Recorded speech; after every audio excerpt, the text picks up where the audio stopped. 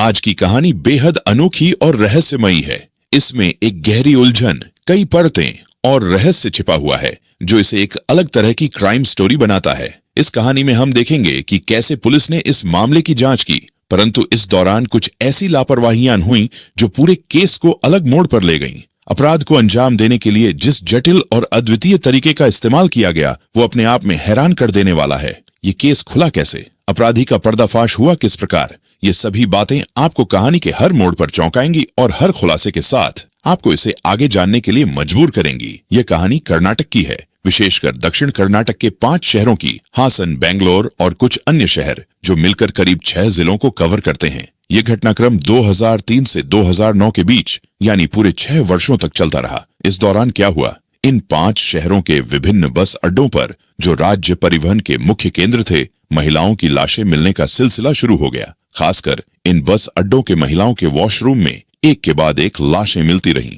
पहली लाश 2003 में मिली थी। घटना कुछ यूं होती थी कि बस अड्डे के लेडीज वॉशरूम का दरवाजा अंदर से बंद रहता और जब काफी देर तक दरवाजा नहीं खुलता तो बाहर इंतजार कर रहे लोग बेचैन हो जाते। जब दरवाजे को खोलने के लिए आवाज दी जाती तब भी अंदर से कोई प्रतिक्रिया नहीं मिलती। आखिरकार बस अड्डे के कर्मचारी बुलाए जाते और दरवाजे को तोड़ा जाता। दरवाजा खुलते ही सब हैरान रह जाते, वहां एक महिला की लाश पड़ी होती। सबसे चौंकाने वाली बात यह थी कि उस महिला ने दुल्हन का लिबास पहन रखा होता, मानो वो किसी शादी के लिए तैयार की गई हो। उस वॉशरूम के भीतर महिला लगभग बेहोशी की हालत में पड़ी थी। दरवाजा तोड़ने के बाद फौरन पुलिस को बुलाया गया, जिन्होंने महिला को अस्पताल पहुंचाया। वहां जाकर डॉक्टरों ने बताया कि वो महिला पहले ही मर चुकी थी। पोस्टमार्टम से ये सामने आया कि उसकी मौत जहर खाने से हुई थी। जब पुलिस ने आसपास के लोगों से महिला की पहचान के बारे में पूछताछ की तो किसी ने उसे पहचानने से इनकार कर दिया।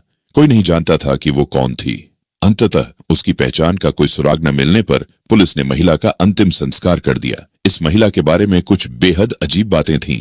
सबसे पहली बात यह थी कि उसने शादी का जोड़ा पहना हुआ था, मानो किसी विवाह के लिए तैयार हो।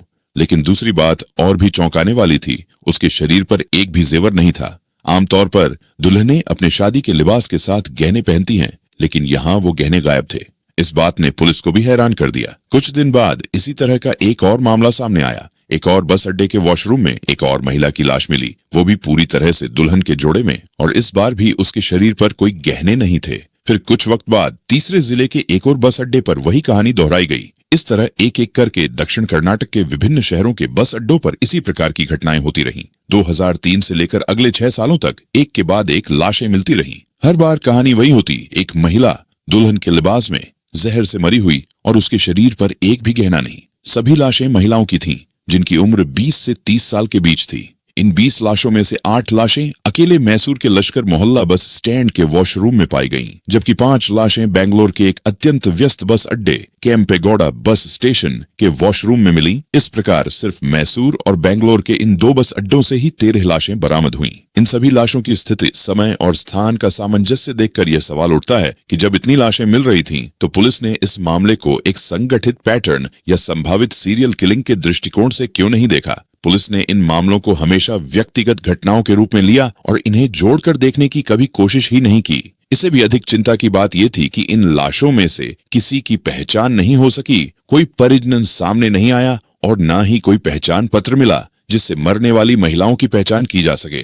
जांच में एक और गलती तब हुई जब पुलिस ने पोस्टमार्टम रिपोर्ट्स पर ध्यान नहीं दिया। इन 20 महिलाओं के पोस्टमार्टम से जो शुरुआती रिपोर्ट्स आईं, उनसे यह जानकारी मिल सकती थी कि सभी मामलों में जहर का उपयोग हुआ है, लेकिन पुलिस ने इस पैटर्न को समझने की कोशिश ही नहीं की। पुलिस की प्राथमिक जांच से पता चला कि सभी महिलाओं की मौत का कारण जहर था और पुलिस ने इसे सामूहिक आत्महत्या के मामले के रूप में मान लिया। 20 में से किसी भी महिला की पहचान या उनके परिवार के बारे में जानकारी नहीं मिली और इसी अनिश्चितता में पुलिस ने अपने ऊपर से जिम्मेदारी हटाने के लिए सभी घटनाओं को खुदकुशी का मामला करार दिया। पुलिस का तर्क यह था कि सभी मामलों में महिला की लाश बस अड्डे के वॉशरूम में पाई गई और हर बार वॉशरूम का दरवाजा अंदर से बंद था। चूंकि दरवाजा अंदर से बंद था, पुलिस ने यह मान लिया कि बाहर से किसी ने उसे जहर नहीं दिया होगा। इस तर्क के आधार पर पुलिस ने निष्कर्ष निकाला कि महिलाओं ने खुद ही अंदर से दरवाजा बंद करके अपनी मर्जी से जहर खाया। यही वजह थी कि पुलिस ने इसे फाउल प्ले न मानते हुए आत्महत्या के रूप में केस बंद कर दिया और आगे जांच करने की आवश्यकता नहीं समझी। इसके अलावा इन महिलाओं का कोई हाई प्रोफाइल बैकग्राउंड नहीं था और वे अलग अलग जगहों की थीं, जिससे उनके बारे में अधिक जानकारी जुटाना भी मुश्किल हो गया। इसी बीच एक और चौंकाने वाली घटना हुई। एक नई लाश मिली जिसने पुलिस के पिछले निष्कर्षों को हिलाकर रख दिया। इस बार जो लाश मिली वह अनीता नाम की 25 साल की एक लड़की की थी। यह मामला इसलिए अहम था क्योंकि अनीता के बारे में कुछ दिनों पहले से बंतवाल पुलिस स्टेशन में गुमशुदगी की रिपोर्ट दर्ज कराई गई थी। अनीता की लाश भी बाकी मामलों की तरह एक बस अड्डे के वॉशरूम में उसी दुल्हन के लिबास में पाई गई, जैसे कि पिछले सभी मामलों में महिलाओं की लाशें मिलती रही थीं। अनीता के गायब होने से उसके गांव में पहले से ही तनाव था। कई दिनों से पुलिस उसके घर वालों तक पहुंचने में नाकाम रही थी, खासकर इसलिए क्योंकि अनीता अपने जिले से बाहर जाकर मिली थी। जैसे ही अनीता की लाश मिली और मामला सामने आया, उसके गांव में हंगामा मच गया। 2009 के सितंबर महीने में जब अनीता के गायब होने का मामला गरमाया तो उसके गांव वालों ने गंभीर आरोप लगाए। उनका कहना था कि अनीता को एक मुस्लिम युवक ने बहला फुसलाकर अपने साथ ले गया है।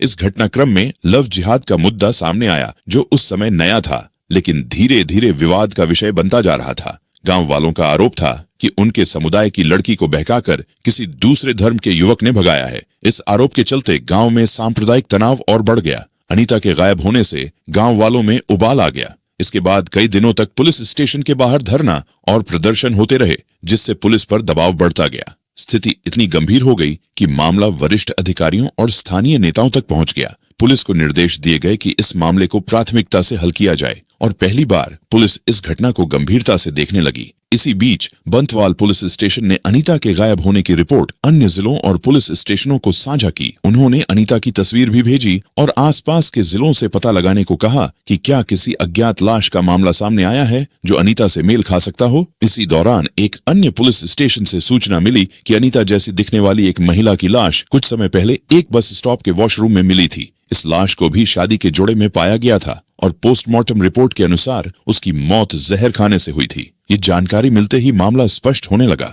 और पुलिस को समझ आया कि अनीता की मौत भी उसी रहस्यमयी तरीके से हुई है जैसे पिछले 6 सालों में अन्य महिलाओं की मौतें हुई थीं। अनीता की मौत के इस नए सबूत ने पुलिस को मजबूर कर दिया कि वे इन सभी मामलों को एक सिलसिलेवार हत्या के रूप में देखें और घटना की गंभीरता को समझते हुए इस रहस्य को सुलझाने में जुट जाएं। अब गांव वालों का मानना था कि अनीता को एक मुस्लिम लड़का बहला फुसलाकर भगा कर ले गया था और उसे धोखा देकर शादी कर ली थी। इससे गांव में तनाव बढ़ने का खतरा था और पुलिस पर दबाव था कि इस मामले को जल्द से जल्द सुलझाया जाए ताकि सांप्रदायिक विवाद या तनाव पैदा न हो। इसी तनावपूर्ण स्थिति को देखते हुए पुलिस ने तेजी से जांच शुरू की। सबसे पहले पुलिस ने अनीता का मोबाइल नंबर ट्रेस किया और उसकी कॉल डिटेल्स की छानबीन शुरू की। कॉल डिटेल्स से यह बात सामने आई कि अनीता गायब होने से कुछ दिन पहले हर रात एक ही नंबर पर लंबी बातचीत करती थी। पुलिस ने उस नंबर की जांच की और पाया कि यह नंबर एक महिला का था। अनीता की यह बात हर रात की कॉल का सिलसिला काफी चौंकाने वाला था। जब पुलिस उस नंबर के मालिक के घर पहुंची तो पता चला कि वह महिला भी 1 साल पहले से लापता थी और अब तक उसका कोई सुराग नहीं मिला था। पुलिस को यह बात एक अजीब इत्तेफाक लगी, लेकिन उन्होंने इसे अनदेखा नहीं किया। उन्होंने उस महिला की कॉल डिटेल्स की भी जांच करने का निर्णय लिया ताकि मामले में और जानकारी जुटाई जा सके। जांच के दौरान पुलिस ने देखा कि जो लापता महिला थी उसके कॉल डिटेल में भी कुछ खास नंबर बार बार दिख रहे थे।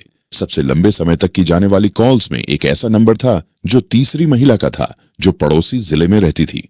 जब पुलिस उस तीसरी महिला के घर पहुंची तो पता चला कि वह भी 2 साल से गायब थी। अब तक पुलिस को यह मामला बेहद उलझा हुआ और असामान्य लगने लगा था। बावजूद इसके उन्होंने जांच जारी रखी और तीसरी महिला की कॉल डिटेल्स की गहन पड़ताल की। इसमें पाया गया कि वह अक्सर एक चौथी महिला से लंबी लंबी बातें करती थी। जब पुलिस ने उस चौथी महिला का पता लगाया तो चौंकाने वाली बात सामने आई, वह भी लंबे समय से लापता थी। जांच का सिलसिला आगे बढ़ता गया और इस तरह एक महिला से दूसरी महिला का कॉल ट्रेस करते करते पुलिस ने 5वीं महिला के नंबर तक पहुंच बनाई। इस बार भी वही स्थिति थी, वह महिला भी गायब थी और उसके बारे में कोई जानकारी नहीं थी। अब पुलिस को यह मामला किसी बड़े रैकेट या अपराध से जुड़ा लगने लगा। ये श्रृंखला एक तरह के नेटवर्क की ओर इशारा कर रही थी, जिसमें सभी गायब महिलाएं एक दूसरे से जुड़ी हुई थीं और यह नेटवर्क अनजानी दिशा में जाता दिख रहा था।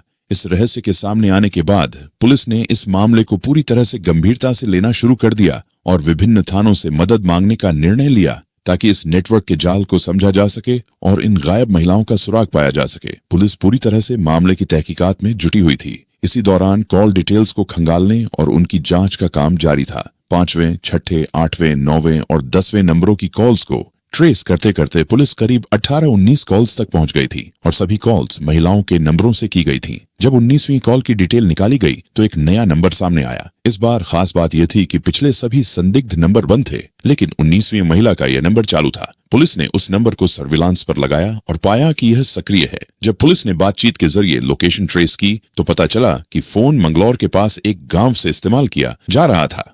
पुलिस तुरंत उस गांव पहुंची। वहां जाकर देखा तो पाया कि एक 13-14 साल का लड़का उस फोन का इस्तेमाल कर रहा था। पुलिस ने उस बच्चे से पूछताछ की और उससे पूछा कि यह फोन उसके पास कैसे आया। लड़के ने बताया कि यह फोन उसे उसके चाचा ने दिया था। पुलिस ने चाचा का नाम पूछा तो उसने बताया कि उसका नाम मोहन कुमार है। यह पहली बार था जब पुलिस को मोहन कुमार का नाम सुनाई दिया। जब पुलिस ने मोहन कुमार के बारे में और जानकारी हासिल करनी चाहिए तो पता चला कि वह उस समय घर पर नहीं था। इस बीच पुलिस ने उस बच्चे से और उस मोबाइल नंबर के जरिए मोहन कुमार का एक नया नंबर भी खोज निकाला। जब इस नंबर को सर्विलांस पर लगाया गया तो पता चला कि मोहन कुमार हर रात एक महिला से बात कर रहा था जो हासन इलाके की रहने वाली थी। पुलिस ने उस महिला की लोकेशन का पता लगाया और तुरंत एक टीम उसे ढूंढने के लिए भेज दी। पुलिस ने महिला से पूछा कि क्या वह मोहन कुमार को जानती है। उसने कहा कि वह किसी मोहन कुमार नाम के व्यक्ति को नहीं जानती, हालांकि यह वही नंबर था जिस पर वह बात कर रही थी। महिला ने बताया कि उसने उस व्यक्ति को किसी और नाम से पहचाना था। इससे पुलिस को यह महसूस हुआ कि मामला कहीं अधिक जटिल है और कुछ रहस्य अब भी बाकी है।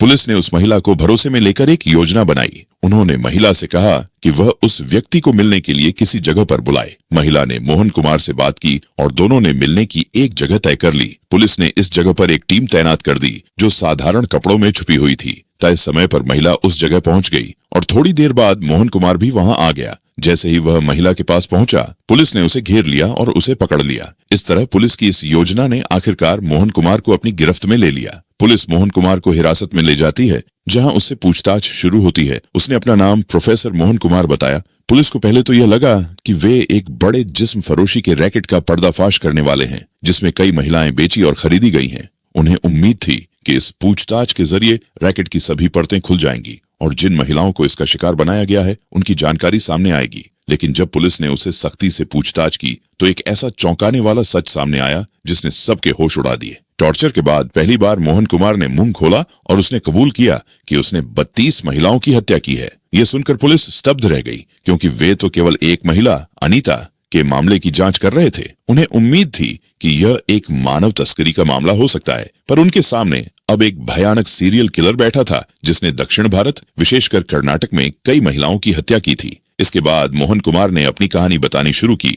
उसने बताया कि वह मैंगलोर के पास एक गांव के सरकारी स्कूल में बतौर शिक्षक कार्यरत था। वह वहां प्राथमिक कक्षाओं में साइंस, इंग्लिश और मैथ्स पढ़ाता था। मोहन कुमार पहले से शादीशुदा था, लेकिन उसकी कहानी में और भी कई खौफनाक परतें छिपी थीं, जिनका खुलासा उसने पुलिस के सामने करना शुरू किया। एक दिन मोहन कुमार की नजर एक महिला पर पड़ी जिसे वह अपने जाल में फंसाने की कोशिश करने लगा, लेकिन उस महिला ने उसका विरोध किया। वे दोनों उस समय एक सुनसान इलाके में थे जहां आसपास कोई नहीं था। जब महिला उसकी बात मानने से इनकार करती है तो मोहन कुमार उसे एक नहर के पुल से धक्का दे देता। महिला नहर में जा गिरती है और मोहन कुमार को यकीन हो जाता है कि उसकी मौत हो चुकी है। वह वहां से निकल जाता है, लेकिन महिला बच जाती है और इस हादसे के बाद पुलिस में रिपोर्ट दर्ज कराती है। पुलिस जांच के बाद मोहन कुमार तक पहुंचती है और उसे हत्या की कोशिश के आरोप में गिरफ्तार कर जेल भेज देती है। हालांकि कुछ महीनों बाद सबूतों के अभाव में मोहन कुमार को इस मामले में बरी कर दिया जाता है, लेकिन उसकी गिरफ्तारी के कारण उसका शिक्षक का पेशा खत्म हो जाता है और स्कूल से उसे बर्खास्त कर दिया जाता है। अब मोहन कुमार बेरोजगार होकर जेल से बाहर आता है। उसकी जान पहचान का एक व्यक्ति सलीम, जो एक सुनार के यहाँ काम करता था, उसे कुछ मदद करने की पेशकश करता है। सलीम का काम था सोने के आभूषणों की पॉलिशिंग करना। पॉलिशिंग के इस काम में विभिन्न प्रकार के केमिकल्स का उपयोग होता था, जिनमें से एक था साइनाइड, जो बेहद विषैला और खतरनाक होता है। मोहन कुमार को एक दिन सलीम से पता चला कि वह जो केमिकल इस्तेमाल कर रहा है वह साइनाइड है। सलीम ने बताया कि साइनाइड दुनिया के सबसे खतरनाक जहरों में से एक है, जिसे अगर किसी इंसान को दे दिया जाए तो वह कुछ ही मिनटों में मौत के घाट उतर जाता है। यह खतरनाक केमिकल हर किसी को नहीं मिल सकता था। इसे केवल रसायन की दुकान से खरीदा जा सकता था, वह भी तब जब खरीदार को इसकी जरूरत साबित करनी पड़े।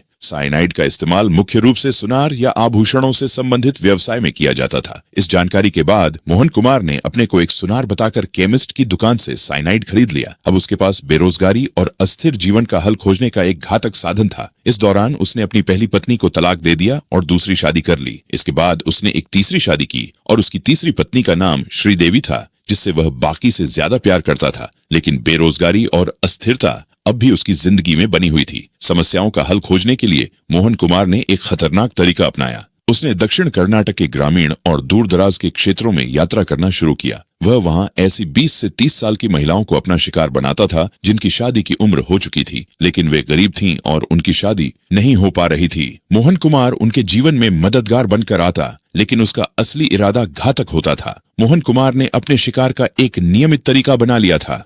वह बस अड्डों पर खड़ा हो जाता, अच्छे कपड़े पहनकर और थोड़ा संभ्रांत अंदाज में, ताकि किसी को शक न हो। टीचर होने के कारण वह बोलने में भी कुशल था। बस अड्डे पर किसी अकेली युवती को देखकर, जो दिखने में शादी की उम्र की लगती, वह उससे बातचीत करने की कोशिश करता। अगर युवती उससे बातचीत करने में दिलचस्पी दिखाती तो वह धीरे धीरे उससे दोस्ती बना लेता और दोनों एक दूसरे के मोबाइल नंबर का आदान प्रदान कर लेते। मोबाइल नंबर मिलने के बाद मोहन कुमार उस युवती से फोन पर लगातार संपर्क में रहता और बातचीत का सिलसिला आगे बढ़ाता। वह जल्द ही उसे शादी का प्रस्ताव देता और अपनी खास शर्त बताता कि उसे दहेज की कोई जरूरत नहीं है। यह बात उस क्षेत्र में बल्कि पूरे देश में किसी भी युवती और उसके माता पिता के लिए बेहद आकर्षक होती थी, क्योंकि दहेज आज भी एक गंभीर मुद्दा है। जब वह युवती और उसके माता पिता को विश्वास दिला देता कि उसे दहेज की जरूरत नहीं है, तो वे सहजता से उस पर भरोसा कर लेते। इसके बाद मोहन कुमार एक दिन तय करता और युवती को शादी की योजना बताकर एक निश्चित स्थान पर बुलाता। वह कहता कि शादी करने के लिए वह दुल्हन के जोड़े में तैयार होकर आए, ताकि वे वहां से एक नई जिंदगी की शुरुआत कर सकें।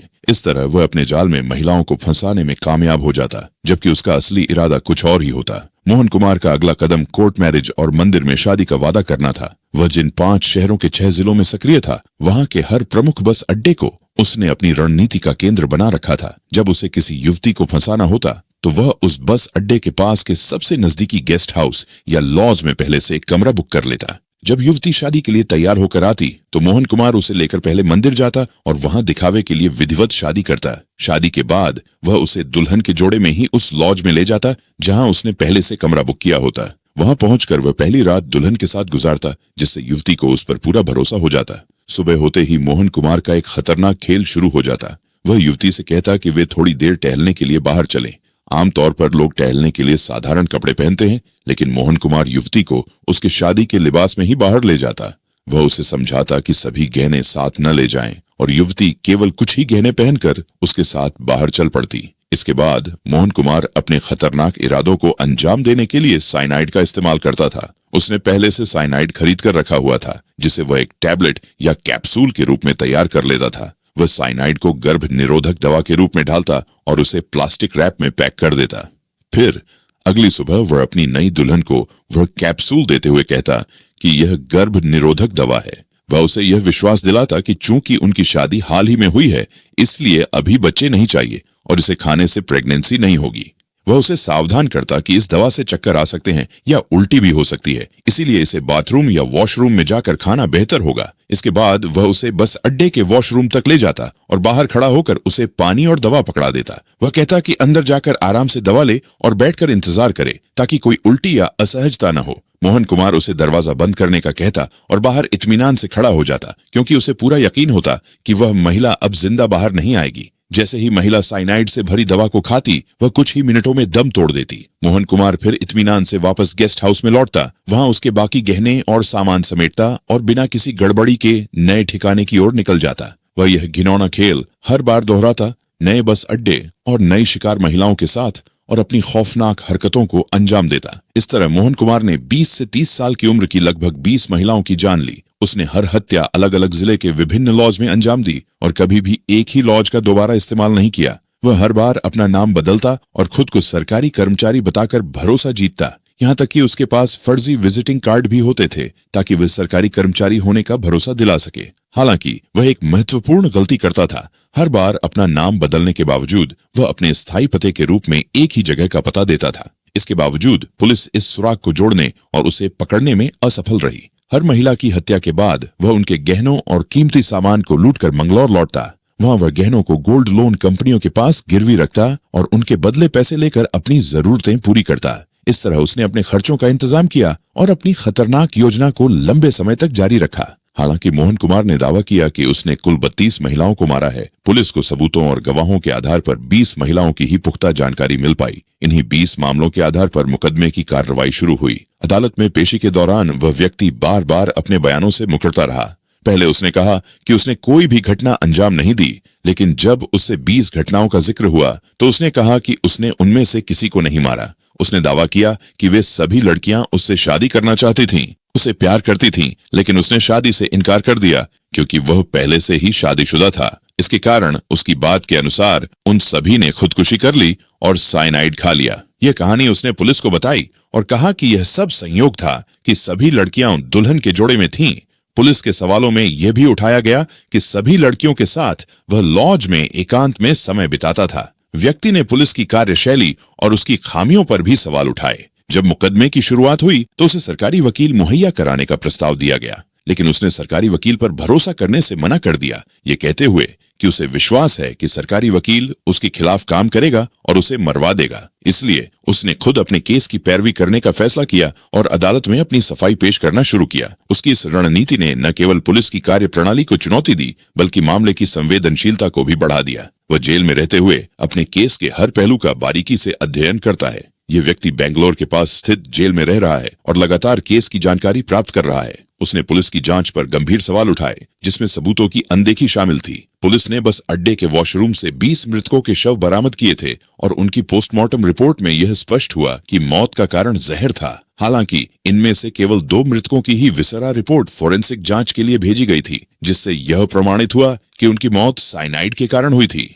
बाकी 18 मामलों में विसरा रिपोर्ट नहीं भेजी गई, जिससे यह साबित नहीं हो सका कि उन्हें किस प्रकार का जहर दिया गया था। इस व्यक्ति ने अदालत में तर्क दिया कि जब पुलिस ने सभी 20 मृतकों को साइनाइड द्वारा मारे जाने का दावा किया तो उसके पास केवल 2 मामलों में साइनाइड का साक्ष्य था। बाकी 18 मामलों में केवल सामान्य जहर का उल्लेख था, लेकिन किस प्रकार का जहर था यह नहीं बताया गया। बिना विसरा रिपोर्ट के यह प्रमाणित करना असंभव था कि सभी मौतें एक ही जहर से हुई थीं और अंतिम संस्कार हो जाने के बाद इस सबूत को दोबारा प्राप्त करना भी असंभव था। इन सब के बावजूद 2013 में बेंगलोर के सत्र न्यायालय ने इस व्यक्ति की तमाम दलीलों को खारिज करते हुए उसे 3 मामलों में फांसी की सजा और अन्य मामलों में उम्र कैद की सजा सुनाई। इस व्यक्ति पर अभी भी कई मामले अदालत में लंबित हैं, जो एक एक करके सुनवाई में आ रहे हैं। जिन मामलों में इसे पहले फांसी की सजा सुनाई गई थी, 2017 में हाईकोर्ट ने उन सजा ए मौत के आदेशों को उम्र कैद में बदल दिया। फिलहाल केवल 5 से 7 मामलों में फैसले आए हैं, जिनमें कुछ मामलों में फांसी की सजा सुनाई गई थी, लेकिन उन्हें उम्र कैद में तब्दील कर दिया गया। बाकी के मामलों में इसे सीधा उम्र कैद की सजा मिली है। हालांकि अदालत ने फैसला किया है कि 20 कत्ल के सभी मामलों की सुनवाई अलग अलग की जाएगी, जिससे यह प्रक्रिया लंबी चलने वाली है। अभी भी कई फैसले लंबित हैं और यह देखना बाकी है कि न्यायालय उन पर क्या निर्णय लेगी। इस व्यक्ति को 2009 में गिरफ्तार किया गया था और अब 18 साल हो चुके हैं, फिर भी यह मामला सुप्रीम कोर्ट तक नहीं पहुंचा है। इस केस में कई विवादित पहलू सामने आए हैं। एक जगह पुलिस ने रिपोर्ट में लिखा है कि इस व्यक्ति ने पीड़ित महिलाओं के गहनों को बेच दिया, जबकि दूसरी जगह दावा किया गया है कि उसने गहनों को गिरवी रखकर लोन लिया। अदालत में खुद अपनी पैरवी करते हुए इस व्यक्ति ने जज से यह प्रश्न उठाया कि दोनों में से कौन सी बात सही है। उसने जज से स्पष्ट रूप से पूछा कि पुलिस को यह तय करना होगा कि वह किस थ्योरी का समर्थन कर रही है, क्योंकि एक ही मामले में 2 विपरीत बातें कैसे हो सकती हैं। इस पर पुलिस भी असमंजस में आ गई और लगने लगा कि उनकी जांच में कोई कमी रह गई है।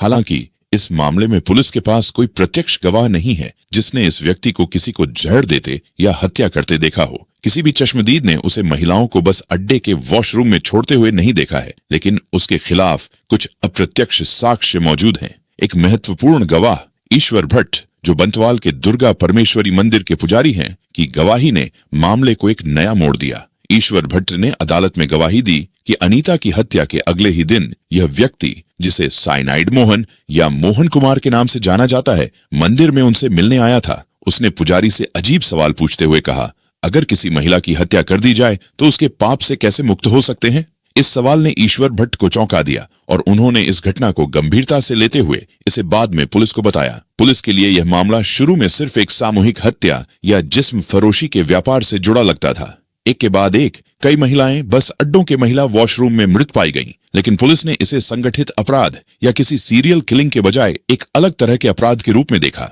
इस बात का अंदाजा लगाने में उन्हें बहुत वक्त लगा कि यह सिलसिला किसी एक ही अपराधी का हो सकता है। मोहन कुमार, जिसे बाद में साइनाइड कुमार के नाम से जाना जाने लगा, अपनी क्रूरता और योजनाबद्ध तरीके से हत्या करने के कारण कर्नाटक में कुख्यात हो गया।